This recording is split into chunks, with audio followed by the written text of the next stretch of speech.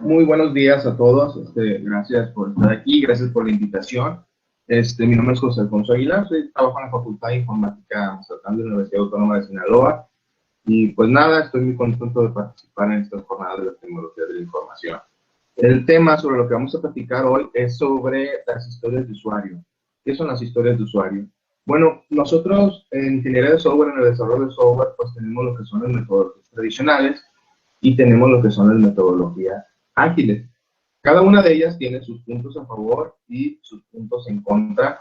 Nosotros vamos a centrarnos un poquito brevemente en lo que es cada una de ellas. En las metodologías tradicionales, principalmente, se basan en un proceso en cascada, con las etapas de análisis, diseño, pruebas, codificación, verificación, producción o lanzamiento, dependiendo del autor, en donde encontremos estas definiciones. Pero las metodologías tradicionales principalmente van enfocadas o le prestan mucha atención a la documentación. Por contraparte, las metodologías ágiles, como tal, se enfocan principalmente en lo que es el producto. Sí manejan la documentación, pero su enfoque va a estar sacando versiones del producto en iteraciones cortas para poder mostrar esos avances directamente con el cliente. Aquí en las metodologías ágiles es donde nosotros encontramos lo que son las historias de usuario. ¿Qué son las historias de usuario? Bueno, las historias de usuario es una técnica que salió en una metodología ágil que se conoce como Steam Programming por ahí a finales de los 90, en el 97, 98. Vamos a platicar un poquito qué son, por qué, para qué, cómo son y de qué forma nos pueden servir. Bueno, las historias de usuario básicamente son descripciones muy cortas, muy simples, de una funcionalidad del sistema contada desde la perspectiva de un usuario final o de un cliente. Esto es muy importante, ¿no? Son descripciones muy cortas que principalmente lo que utilizan es un lenguaje coloquial. Están escritas en un lenguaje coloquial. Simplemente las podemos ver nosotros como un recordatorio de una conversación que nosotros tuvimos con el cliente o con el usuario final del producto que vamos a desarrollar. Estas pueden modificarse siempre y cuando no se implementen en cualquier parte del proceso de desarrollo. Se basan en algunos fundamentos de las metodologías ágiles porque nos permiten a nosotros potenciar la participación del equipo en la toma de decisiones. Se crean y evolucionan a medida que el proyecto avanza. Nosotros podemos ir cambiando, podemos ir corrigiéndolas conforme el proyecto avanza. Son peticiones básicamente muy concretas y pequeñas. La información que contienen es básica, es imprescindible, partiendo de la idea de que menos es más.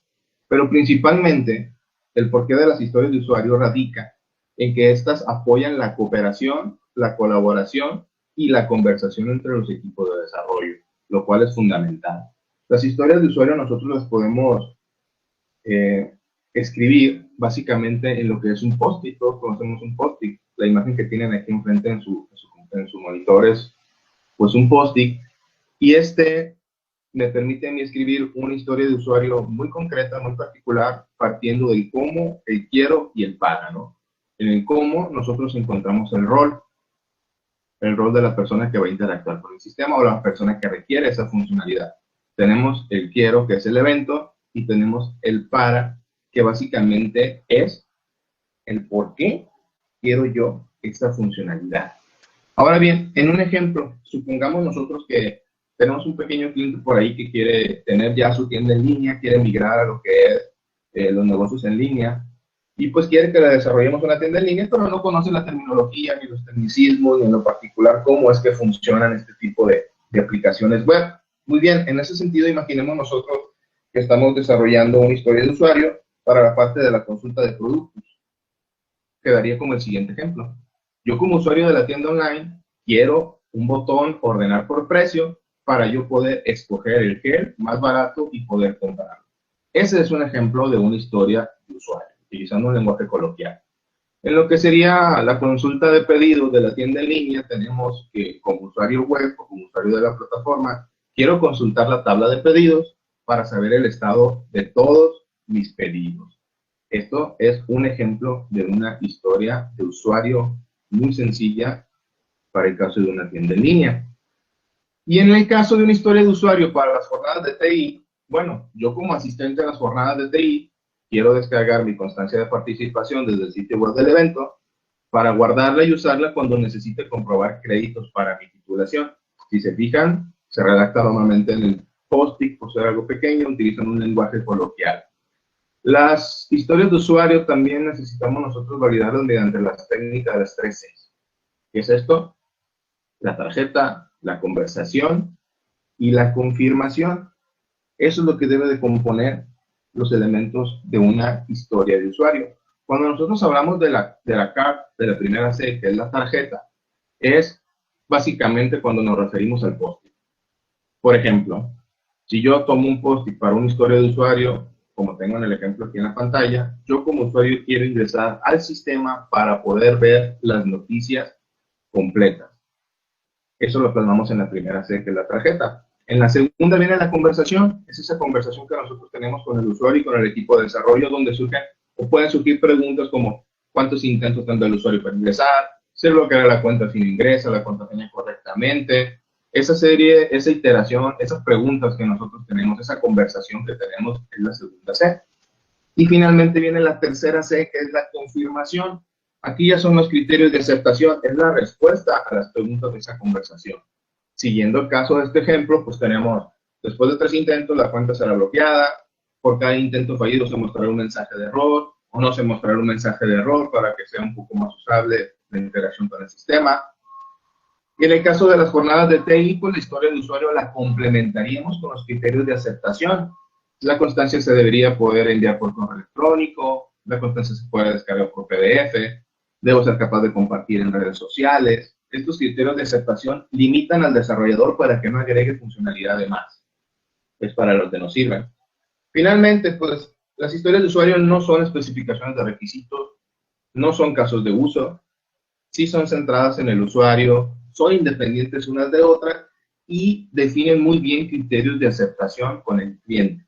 Eso es muy importante. De mi parte sería todo sobre esta pequeña charla sobre las historias de usuario, quedando aquí a sus órdenes para cualquier pregunta que quieran realizar. Muchas gracias.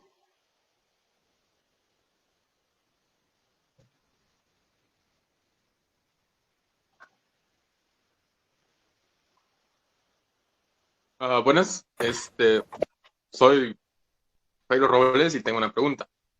Sí, claro, a sus órdenes. Soy del grupo 11 y nomás quería ver si lo del historial de usuario también se podía relacionar con los cookies que normalmente se piden en las páginas cuando uno recién entra. Y que yo tenga entendido, algo así tiene como que ver con hacer un historial del usuario cuando entra, pero quería ver si estaba también relacionado con lo que estaba usted diciendo, si se pueden comparar o son totalmente diferentes.